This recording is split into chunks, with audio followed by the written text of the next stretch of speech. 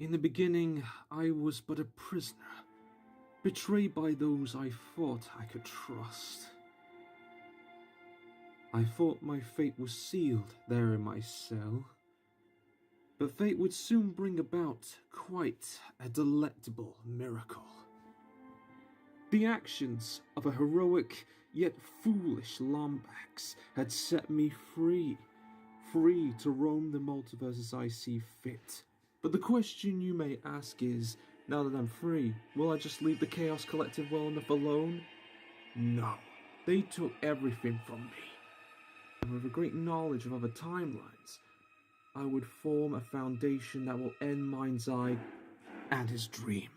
It'll be my goal, my desire, and my dynasty.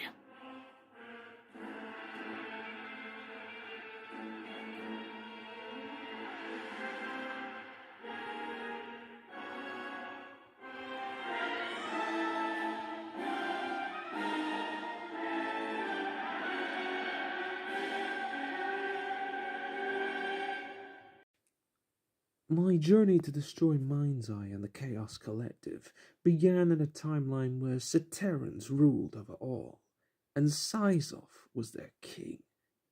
He, of course, was not at all pleased to see me and had me imprisoned on sight. But simply by taking one look at this timeline, I could tell the Collective must have done some collateral damage here as well. Upon facing Zizov and his forces in Mortal Kombat, I offered an alliance. He sadly disagreed, but the Sateran Queen Chameleon was most generous and joined my cause, but not before putting Sizov's head on a silver platter. It is quite a common denominator that I would dabble in soul magic for power. But when I found that a variant of myself was using this power to keep himself alive, I'll admit was a dangerous sight to see. Seeing myself constantly needing souls to survive like a common leech was most infuriating. I thought there and then I had to put him out of his misery. His army of revenants, however, did not make the task at all easy. Me and Chameleon only managed to survive and claim victory thanks to the aid of that timeline's Quan Chi, who combined his powers with my own to put my variant down. If I was the one dying, I'd learned to treat my allies with better respect.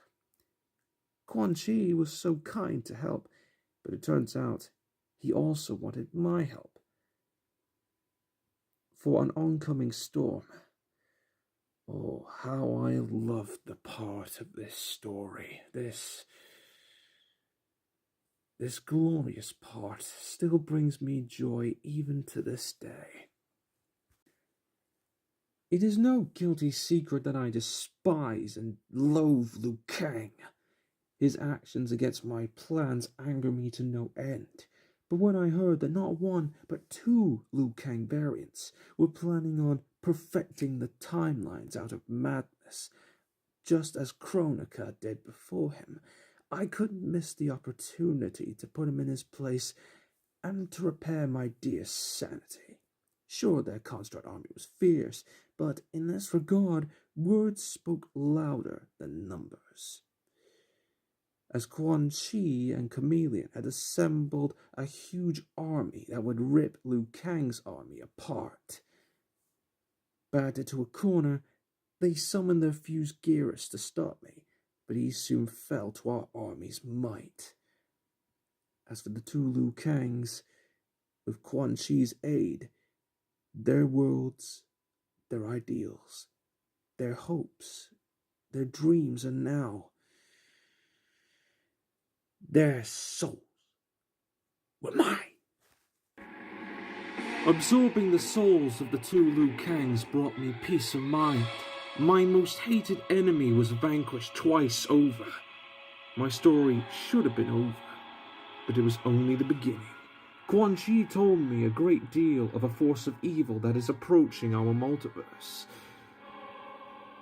In A crisis of Goliath proportions. Thankfully, we continue to gather more allies from destroyed timelines to aid us in our cause. But then, I decided to take a step forward. Quan Chi and I also gathered our fellow Elder Gods and Titans together. Now, we would have an army. An army whose powers would rival that of the Chaos Collective, to which it will show none of them any mercy. Need I say more to what this mighty, powerful army could do with the likes of the Council of Kangs of this multiverse? Another story for another time. For now, it's time for bed. Have a nice day.